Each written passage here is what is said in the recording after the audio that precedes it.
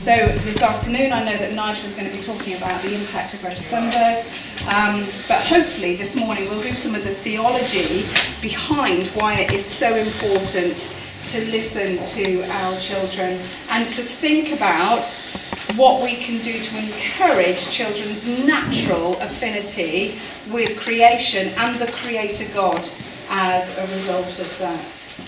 I apologise that this is a lot of text on the screen. It's mainly for me to read and then we'll talk through it. So Richard Stearns says there's a hole in our gospel. The way that we have been communicating the good news of Jesus, we have missed a trick. And, you know, the reason you are giving up your Saturday is because you don't want to miss a trick. You want to get this absolutely right for our children and young people. And see, he says, focusing almost exclusively on the afterlife reduces the importance of what God expects of us in this life. So the kingdom of God that is in us, when Jesus says, I come to bring the kingdom, and the Holy Spirit brings the kingdom in us, it was intended to change and challenge everything. So everything in the here and now. And what he goes on to say is that the trouble is that we've spent a lot of time talking about hope in heaven. And certainly as a 4-year-old, that's why I became a Christian, because I thought I could take out the insurance policy of having eternal life. So it's, you know, we talk about that, but actually the good news of Jesus needs to change who we are and what we do now. And our children understand that. But if we don't communicate that effectively because we don't really understand it and we just tell them nice Bible stories and make them make things, then we're missing a massive trick on how they're going to live their lives out as Christians. So the whole gospel means more than a personal salvation of individuals. It means a social revolution based on the work of Jesus Christ and the power of the Spirit. And both he and Howard Schneider, who are theologians, have said that what's happened is that Christianity, and in particular evangelical Christianity, has forgotten the here and now. And we have this hole in what we're communicating to our children. And essentially what we're saying to them, the thing that matters to you the most, the planet, your future, the beauty that inspires you to know God, those things, they're not really important. And so that's why we're doing this session this morning, to redress that and think about that. It's really important that in this session we recognise, thank you so much, we recognise that we are not worshipping creation and nature. This is not about this is not an eco-warrior session. It is about understanding our theology of creation, and it's understanding the impact that it has on children. So we mustn't fall into these 4 traps and when we look at nature and when we look at creation. The first is romanticism and thinking that nature is all about beauty and loveliness. I've put a fire there as a picture, because if you have been living in areas of Australia recently, then you know that nature is dangerous and frightening. Yes? Where I work in Yorkshire, there's lots and lots of flooding. I drive past a lot of fields. In fact, I couldn't get down a road the other day because it was flooded. The wonderful thing of water is a terrible thing when it is in your house. Yes? So nature is lovely, it is beautiful, it's amazing, but it's also dangerous and frightening and unpleasant. Yeah, so we mustn't romanticise it. The other side of that, though, is commodifying it, is saying that actually God made this planet with all these resources and he said, I give this to you. And then we use it. And we use it, and we use it, and we see it just as a commodity. And one of the reasons why there's a lot of flooding in houses in York is because the houses have been built on the floodplain. Yeah? So we use the resource, we commodify it, and we just use up what we want. That's wrong too. The third warped view of nature is worshipping it and forgetting that the Bible tells us that the creation points towards God. And if we only worship nature, we lose the fact that we are here to worship God. So we mustn't lose sight of who is the creator. And the fourth thing, and this was a really interesting thing that the children were telling me in my research, is we mustn't over-spiritualise it. Sometimes, certainly for me, I worked at Cliff College for many years, and the edge above the college is one of my favourite places in the whole world, and God really speaks to me there. But there's an awful lot of times when I've gone up there and it's just been wet and windy, because it is wet and windy up there. Yeah. Children connect deeply with nature, they connect deeply with creation, but we cannot assume that that's the only way that they're going to connect with God, or that every time we give them a flower they're going to have a deep spiritual moment or anything like that. So not over-spiritualising it. So I'm using here for reference this book here, Salvation Means Creation Healed. And this is something in the child theology movement. I better explain what the child theology is. So child theology movement, we've been going for 20 years. And essentially, you have like black theology, which says, let's look at things from a perspective, let's look at theology from a perspective of what it means to be people of colour, and what it means to be people who were often oppressed or minorities. Feminist theology looks at theology through what it means to be female, oppressed and everything else. And child theology takes Jesus, taking the child in the midst and saying, if you want to know about the kingdom, if you want to be in the kingdom, if you want to welcome me, this is your example. And so child theology says, what does that actually look like? What does our theology look like from down here? What does our faith mean when you're 7? What does the life of the church mean when you are 4? And that's what we're exploring. And, one of the things we're doing is saying, what Greta Thunberg is a symptom of something much, much bigger. She's like the iceberg. She's the tip on the iceberg. But what we don't see is all of the children and young people who are part of that. I've been part of a group at the King Centre for boys, and we meet on a Tuesday night. And they are very, very lively boys. A couple of them have got ADHD, ADD diagnosis, so it's quite an interesting evening. And but one of them was talking to me about his gecko, and he is really concerned about climate change, and he's trying to work out ways that he can reduce his use of power and energy and resources. But his gecko needs a light bulb inside the tank to keep it alive. And he was almost in tears as he was talking to me about this dilemma. So, as I say, Greta Thunberg represents the iceberg of all of these young people who are having this kind of internal dilemma with themselves. I love my pet, I'm caring for this part of creation, but I know that I'm using extra resources by doing that, and how do I make that work? So that's why we're doing this work, and this book is really helpful for us in the child theology movement to develop some resources and some thinking around that. And what Schneider says in it is that he talks about an ecology of sin. And what I find fascinating about this is that this is the opposite of my definition of spirituality. So over the years I've done a lot of work on children's spirituality, and it's really hard to define. It's like picking up jelly and it falls between your fingers.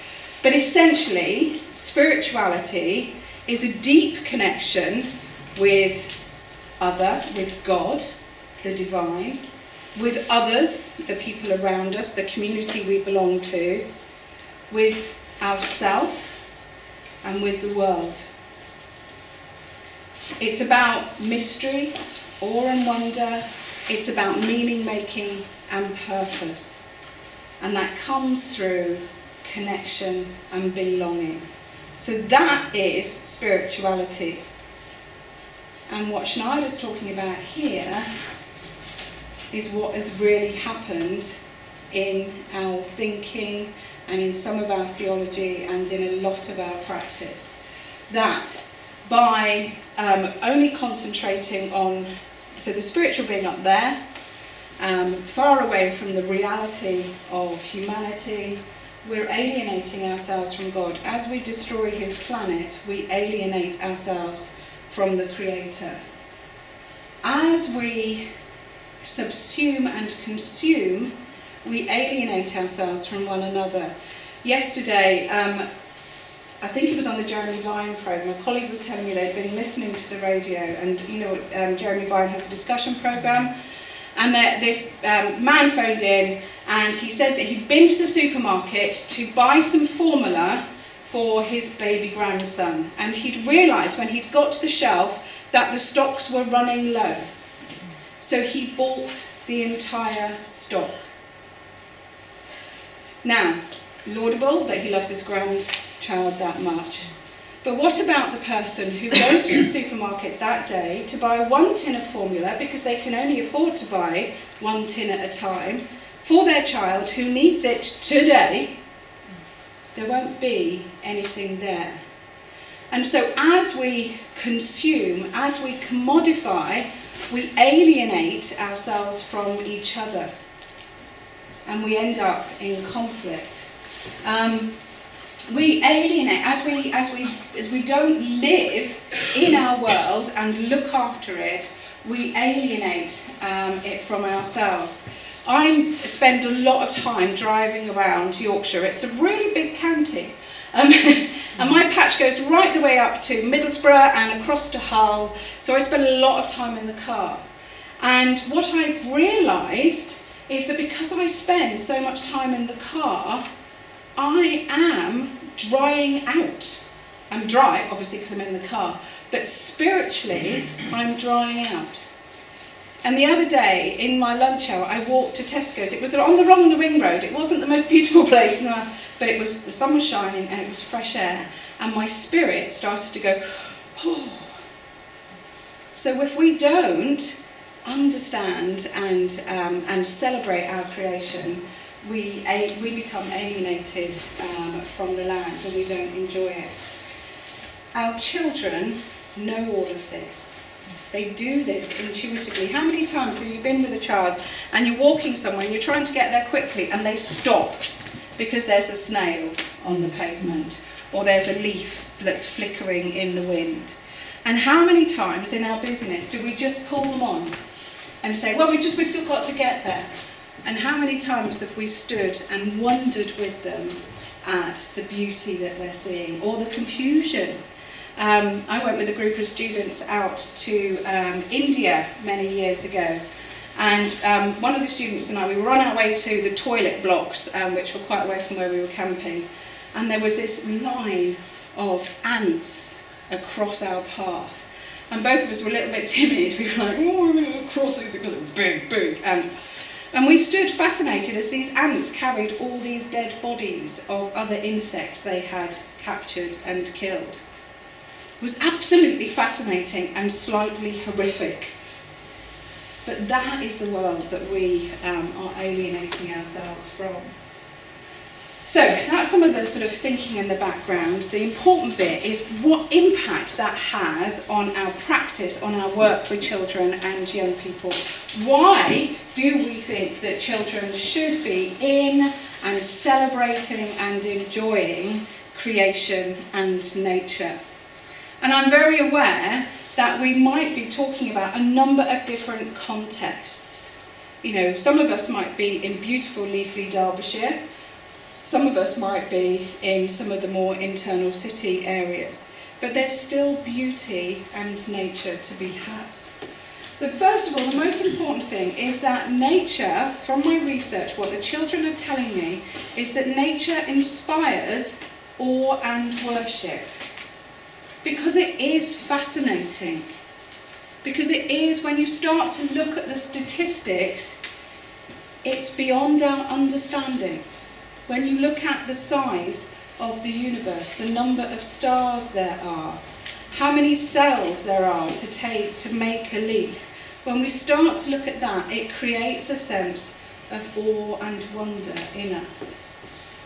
The second thing about it is the experience of freedom.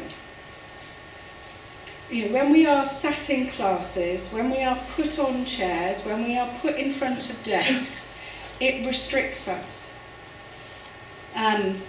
Ben was talking about the lad in class who was trying to find that life balance, wasn't he? And one of the reasons why so many of our teenagers struggle with that is that their lives are completely hemmed in. My childhood, we lived 4 miles from anywhere, and I would go and sit on a gate and watch the sunset. And my brother and I would go fishing in the stream all day. We would take 2 jam jars and we would go and catch fish in the stream, and we would come home when we were hungry. How many children do you know who are given that level of freedom now? None. So actually, by allowing them to enjoy creation and be part of that, we're giving them that sense of freedom and that sense of play. And I could go on for a whole day about how important play is. The other thing is the connection with the senses.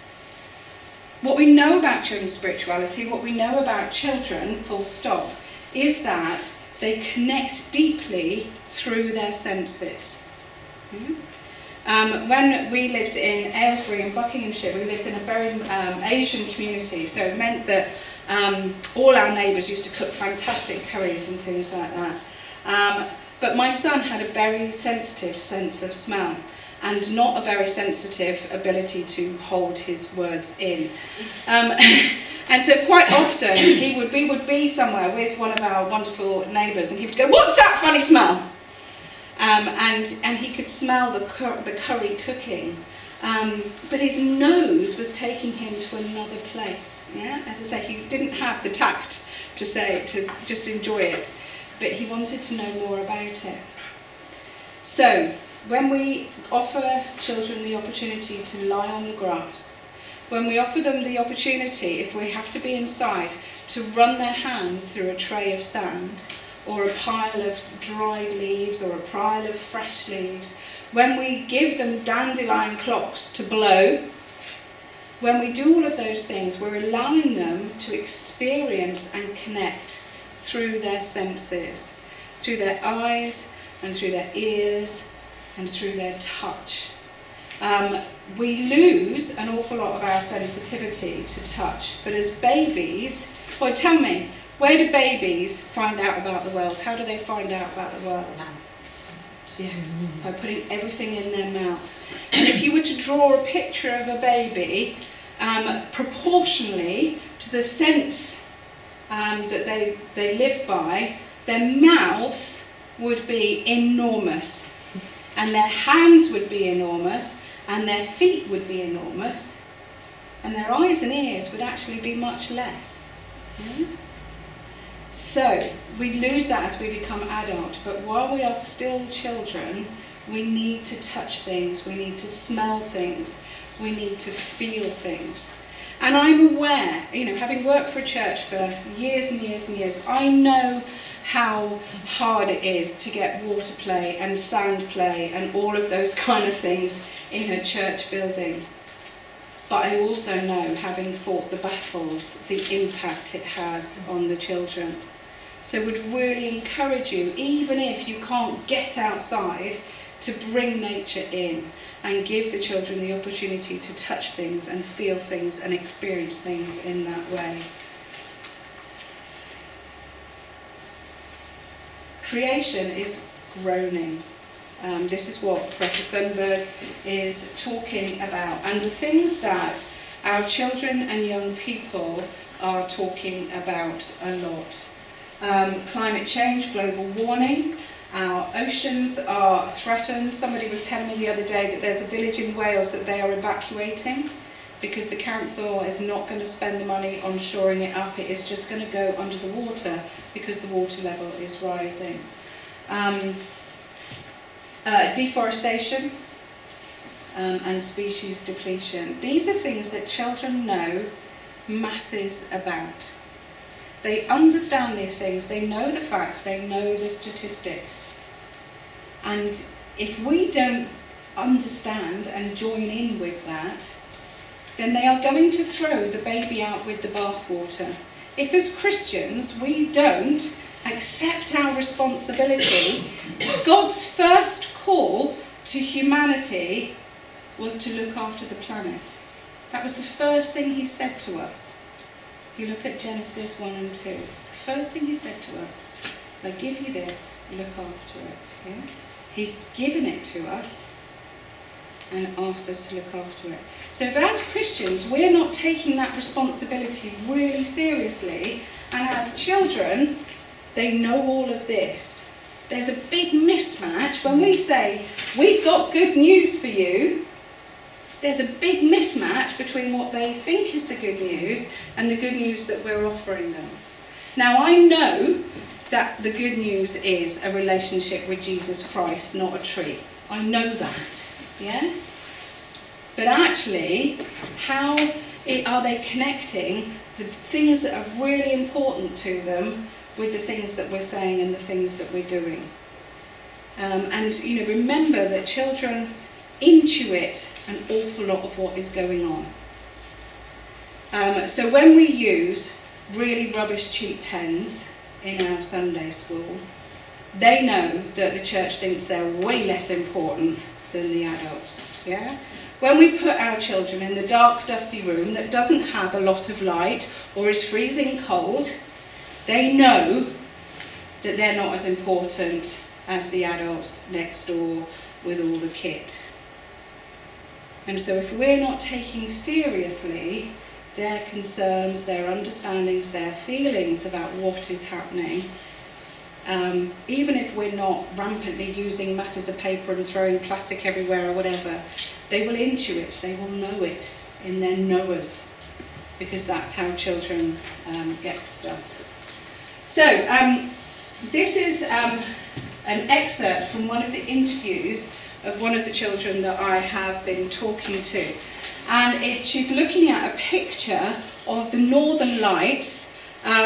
It's a made-up picture because it's the Northern Lights and then there's buffaloes in the field, and I know that you can't have the two at the same place. But and this is what she says. She says, this is number 29, and I think it's related to God because it's got lots of animals. The sunset, the horizon, the trees and the stars. God made all that. He made the stars, and I think this is the best picture because he made all of it. So she had 60 pictures to choose from. And the question was, you know, what of these pictures helps you and think about your friendship with God?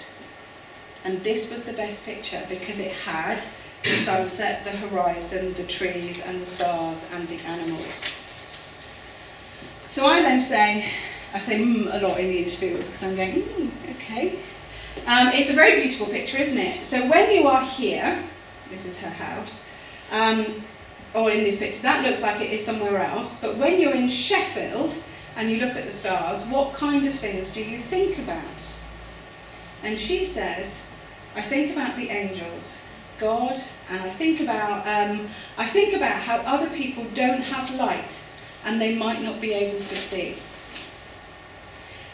Her and her sister have a telescope and they spend quite a lot of time. Sometimes they go out to Derbyshire and they go up to the edge and they look at the night sky there where it's a bit darker, but they often look at the stars in their house. It creates awe and wonder, but you can see from that sentence that it leads her on into compassion. She is 7 years old and her connection with nature is causing her to think about other people who aren't as fortunate as herself. That's all from her. I didn't say, well, you know, does it make you think about other people or anything? That is from her. So can you see why creation is so important for children? Because it's not just about, oh yes, that's wonderful, we can praise the Creator God. Actually, it enables them to move into discipleship, to thinking about how they take their knowledge of God and their friendship with Jesus into living a life that makes a difference. Okay, and do you find looking at the sky makes you big or makes you feel small? It makes me feel a bit small because the sky's massive. It goes all around the world. That's great, isn't it? Yeah, it does. I hadn't really thought about that, but you're right. Compared to that, I am tiny, tiny. So again, that sense of space, that sense of understanding. But also I kept that sentence in as a caveat, because it's not the be-all and end-all. And some of the other children talked about amazing spiritual experiences, and is that me? That might be me saying it's time to finish. No, it's not. They talked about amazing experiences, but it didn't lead them into worship. So it's understanding that we're offering a spectrum to our children and young people. Yeah? That we're not ignoring creation, but neither are we going, well, let's just all look after the planet and forget some of the other things as well. Okay. So, what can we do to support them? We need to listen and take them seriously. We need to earth our practice in earth. So, we need to plant things. And I know that one of the worst things at the end of a session is clearing up. And that if you are going to plant seeds, it's really much easier to plant them on kitchen roll and tissue, you know, and on all of that sort of stuff. But actually, it's a better experience for our children to put their hands in dirt. So that's a very physical, obvious example of earthing in earth. But there are other ways that we can do that as well. And it may be things like actually just sitting, not using chairs, sitting on the ground. It might be things like taking our shoes and socks off so that we're just in touch with surfaces. It might be like opening the windows and letting the wind blow things around. It might be, if we're lucky enough to have a bit of space, to go outside. In one of the churches I worked in, we were on a main road. We had very little, we had like a concrete sort of, I mean, about 10 foot wide with a fence. But it was outside. And you know, with the children, we had we could run around a little bit and just stand and feel the wind on our faces and hear the roar of the cars. But with the teenagers, you know, one of their favourite activities was to go outside and weed it and just, you know, make it look beautiful again. We need to act. We need to listen to what the children and young people are saying and respond to their requests. But we also need to give them responsibility. If we keep taking the responsibility away from them, then they're going to abdicate themselves of that responsibility. And then when they become adults and we say, right, we want you to be a church warden, or we want you to run Sunday school or whatever, they're going to be like, how do we do this thing? We've never had responsibility before. So, I've done an awful lot of speaking. It's your turn now. I'm going to ask you to gather into groups of 3 or 4 and just spend a moment thinking about ways that you've done those things, or ways that you'd like to do those things, and maybe some of the challenges to do those things. Because, you know, it's really easy for me to stand here and say we need to change our theology and we need to change our practice. But I know that you have got PCCs, committee meetings, you know, vicars or not vicars. You know, if you're in a time where you haven't got a leader, that's almost as difficult as having a difficult leader. There's all sorts of challenges to the ministry that you're doing and changing it. So if you gather in 3s or 4s, what are you doing So because, was it Meg said, stealing for Jesus, wasn't it? And I call it reappropriating for Jesus. Okay, so we're going to steal each other's good ideas, and we're going to share each other's challenges and our hopes and aspirations, and come away hopefully with some plans on how we can move forward. So what do you do already that does that? What would you like to do? And what are the challenges that you face? So if you gather in groups and start talking about that.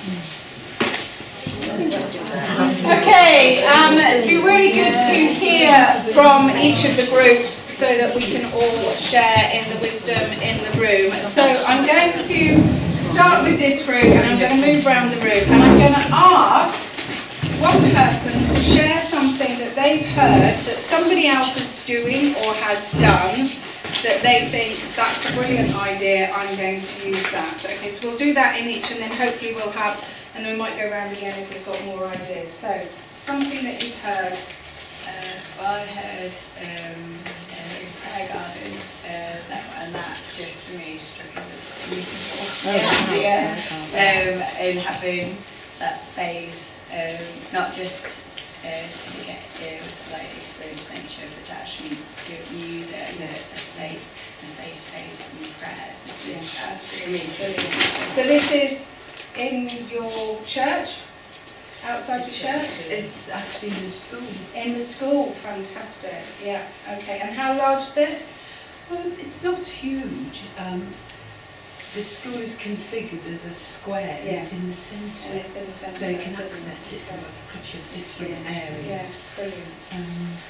And the children help design it. Yeah, yeah, wonderful. And so they've taken ownership of it, responsibility. We don't need a massive space to create something like that. The other good thing about it is we create habits. So if we encourage them to pray in a prayer garden, then when they're in a garden, they will pray. Yeah. So actually that's fantastic. Thank you. Okay, this group at the front. Again, it conflict with prayer spaces. You were talking, I know you've done quite a lot on prayer spaces, but you're talking about an ambitious project linking up with gardens in Hillsborough. You know, in connection with the garden, you are hoping to get a big project going. So, was it your kitchen table to change from going from that, to take everybody outside to do some prayer space? So there's a Scarecrow Festival in our local wall garden, which one of our Christians in our church is running, but obviously with his secular hat on. Yeah. So our team have already now for 3 events in 18 months gone and handed out free cups of coffee and free cake. I try and run along this often on Sunday, you know, Sunday school, to try and chat to people and give out some leaflets. But what I'm praying about at the moment is saying to the Christian team who just do this little bits, and it's all free, is can I do a prayer space there? And I really want to do it on this, and maybe non-threatening, plant seeds, and you know, have the pine cones and the water and the sand, and just a way of saying to people that we're connecting with this, we understand. Yeah, brilliant, And just to say, I fantastic. didn't say to these, but the waste, if you think we're doing a holiday club, the Waste Watchers Scripture Union Holiday Club is really good. It is really good, and it's and we did a fashion show of recycled stuff with Waste Watchers as well. So basically we went and got a whole load of clothes or things that were going to be thrown away, and the children one evening they did a fashion show and they paraded up and down. So it was a great family event. So there's and it is a really good resource, Waste Watchers. Prayer spaces in schools, if you're not familiar, it's a free resource, a website. You just Google prayer spaces in schools, you can register, but you don't have to pay. And loads of fantastic ideas on engaging ways to pray. It's written for schools, hence the title, Prayer Spaces in Schools, so it's not very confessional, because it can't be. But it's very easy. I think it's easier to make something that fits in a church from something that's written for a school than it is to take the confessional faith side out of stuff to make it appropriate for school. Adaptable, It is, there's some really great ideas. And, you know, it's so much easier to change something than it is to sit there with a blank screen and come up with something yourself. So, group at the back here. I have a Key Stage 2 group that come after school, and we commandeered one of the tubs outside the church. And so that's our responsibility. And so we do that with the children. And we picked up rubbish around that area and swept. Fantastic. And again, that's a really good illustration that it doesn't have to be huge. There doesn't have to be a big amount of space. That, you know, it can be something as you know, sort of, I suppose it's about that big itself. Yeah, and that, but it gives the children the opportunity to feel, smell, touch, and be responsible. Brilliant.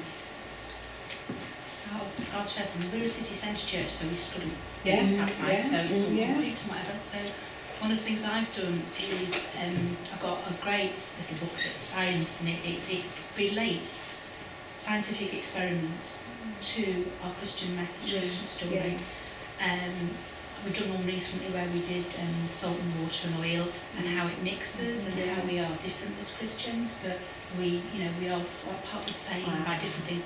The children sit round, they all get involved, they all do things, participate. And one of the things we were saying is actually by doing that, we go and we prepare and we have our own thoughts and where it's going to go, and actually sometimes it goes in a totally different direction. They are so aware of things and they can see things, and my husband and I, who do Junior Church, we come away after learning more from them. Absolutely. We just said that, didn't we? And I think that's just one way we've had to adapt to do it that way. And I think that's a really important principle of being prepared. And and I know I've sat there cutting out in front of Strictly for years, so I know that it is a thing, but it is about being prepared. But it's also being prepared on that Sunday morning when the discussion, when they're set alight by something, and the discussion goes to put aside all the cutting out that you did the night before and think, okay, that was a waste of time, but this is much more important, and allowing the children to really wrestle and engage with faith, because we have so little time with them that actually, if that's the thing that they're bothered about, let's stick with the thing that they're bothered about rather than the thing that we produce. Did you want to ask What's that book called? Is it Dorius? Yeah, I was going to say. I don't know. I'll try. Because I have to sit in a minute and try and... I don't know if it's the same book, but we're doing Messy Churches, there's something called Messy Science. I was going to say there's Messy Science. That's really good. Yeah. All the link-ups with... It's not Messy Science. I'll have to do it and find out. It's so many different experiments, and every single one needs to do. It might be worth having a look at the bookstore, because the guy who runs the bookstore knew I was doing this, and he's very good at making sure the right books are there. Sally, there is lots of Christian science experiments on YouTube, Pinterest. Yeah, absolutely. So this group here, what did you share then? Well, you were saying, so Christine works in a school. Well, I'm a volunteer in a And in we a were just, primary school. I was sharing how much I love the fact that nowadays our kids have got outdoor classrooms, and we were saying what an amazing thing it is. Cause even just in the 16 years that mine have been kids, they didn't have that back then. And I was sharing that. So Amanda and I work together. Our church currently doesn't have a hall. We've sold our hall, we moved our toddler groups across, we've been screaming out for space for our kids for years and years and years. We've got even less space than we had before we sold the hall, obviously. So the challenges to the children's groups and the midweek groups, quite a lot of the time is space. And it's just, I really feel like God's saying, does the extension, because we were going to build an extension and it's on the shelf at the moment, does the extension have to be building? Well, no, it doesn't, because we love these outdoor spaces, we love these outdoor classrooms, and we do, when we do Holiday Club, we try and get outside as much as we possibly can. So you could put canopies up. Well, I was going to say, the weather in this country is a problem, but actually... But most nursery schools have quite a strong policy on getting the children out now, and they provide them with coats and wellies. And wellies. I was going to say, I noticed last week the school across the road from me, they have a rack full of wellies of presumably size 4s and size 5s or whatever for any child that and if you think about footwear. How many members of the church have got small pairs of wellies that they don't need anymore? Well, I was going to say, let's you could start very a easily populate an outdoor space and make it a really attractive and usable throughout the year, because there's lots of research into our risk-averse culture. So there's a book called it's called Risk by Dan Gardner, and then there's another one called No Fear by Tim Gill. And it's all about the problems that we have set up for our children in our risk-averse culture. We don't allow them to take risks, and therefore one of the reasons why we're seeing such a massive increase in mental health issues is because they're not allowed to take risks, and therefore they're not able to work through that process of, oh, that was disappointing. And so when life is disappointing, because let's face it, it is, they then don't know how to cope because they haven't got the resilience. So the more risk that we can put in, the better. Obviously, safeguarding, obviously doing all our work and our risk assessments and everything. But why are we frightened of children getting a bit cold? You know, actually, a little bit of cold means you feel warm when you're inside. We were saying it's actually the adults. Oh yeah, kids are not bothered. They will go out in all weathers, won't they? With no coat. I mean, teenagers don't wear coats. That's a fact. Yeah. But you know, it's the adults. But then again, you know, I'm part of the education department, and my colleague, we were laughing about because so I was in the office and I was cold in the office and I didn't have any cardi with me, so I rummaged in the open the book box and put a disciples costume on, and they were taking the mickey out of me walking to the photocopier in my disciples costume. And we were talking about coats, and you know, she was a head teacher, and on the back of the styrofoam door was a big, thick, warm coat for whoever had to go on emergency playground duty and hadn't brought their thick coat. So again, we just need to think creatively about that. Fantastic, thank you. Okay, so we've got 4 minutes left. Yes. Sorry, what was the second book you mentioned? It's called No Fear by Tim Gill. I'm pretty sure it's Tim Gill. It's got a picture of a child on the front in a playground. And in that, you know, things like in playgrounds, they measure the distance between the steps and they're all equal to make it safer. How many trees have got branches equidistant? No? You know. And I learnt to climb trees and fell out of trees, and I'm okay, sort of. Might not be a very good effort. Okay, we've got less than 4 minutes. I just want to encourage you, if you haven't seen it before, then the Live Lent series that's come out of the Church of England has a little booklet for children with 40 challenges for them to engage with creation, and some of them overlap, so I've kind of summarised them. You can buy them from Church House Publishing, but what I love about this range of activities is that they are thinking, doing, feeling. So in a place where we're challenged because we're in the inner city, actually we can still encourage them to watch a nature documentary. Yes, or we can encourage them to be thankful. So it's not a huge amount of resources and everything else in order to encourage them to engage with creation and use it as a source of worship and a place that takes them into deeper theological reflection, as well as scratching their itch of what are we doing about the future of the planet. Yes? I was going to say something quickly. We've done this, and they do a children's book and an adult book. Yes. We've worked side by side and shared. Yeah. Love Life, Live Lent. Yeah. Yeah. That's the same as it.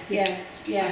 And what we've done in the Diocese of York, and I know that's a really long thing to write down, but it's just to, we've written collective worship resources and all age worship resources to go alongside the Live Lent booklet.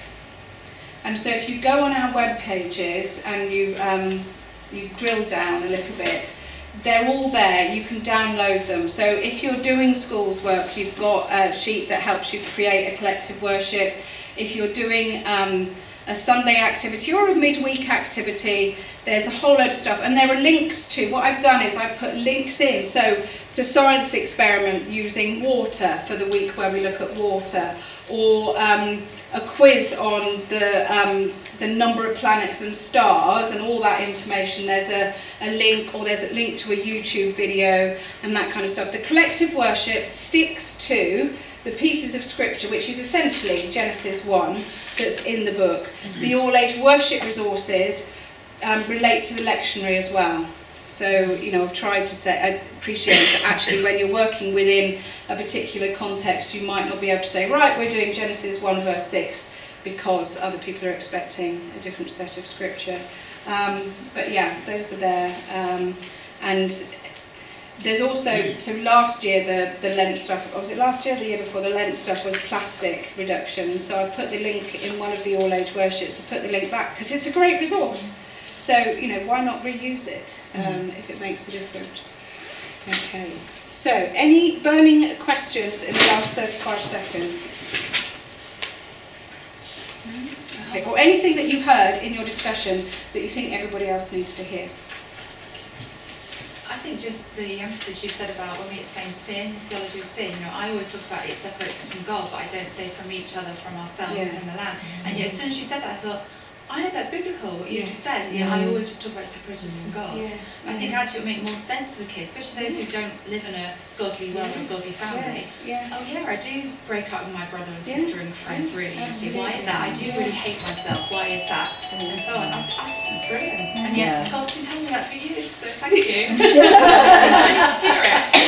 Well, I think, you know, as I say, I mean, this is, you know, it is a bit of a read, but you know, we are looking to produce some stuff that's a little bit more accessible out of it, so watch this space. And thank you so much for your contributions, and enjoy the rest of your day. Thank you.